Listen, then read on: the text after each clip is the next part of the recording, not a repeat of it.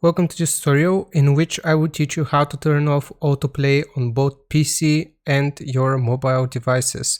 So for the PC version, it is really simple. You have this separate button right here on the right of or at the bottom of your video. If you toggle it, it can either be on or off. So if it's off, no other video will play after you finished watching this current one.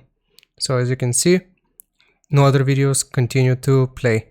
Now, how can we do the same thing for mobile, however? I'm going to use BlueStacks, which is a mobile emulator. You want to open up the YouTube application itself. So just gonna click on it right here.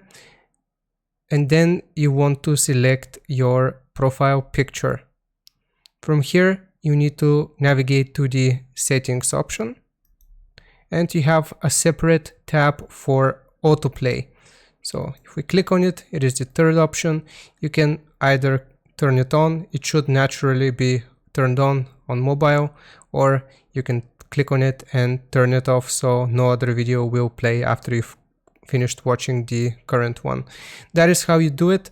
I hope you found this video useful. If you did, make sure you leave a like and sub, and I'll see you fellas next time. Take care. Bye bye.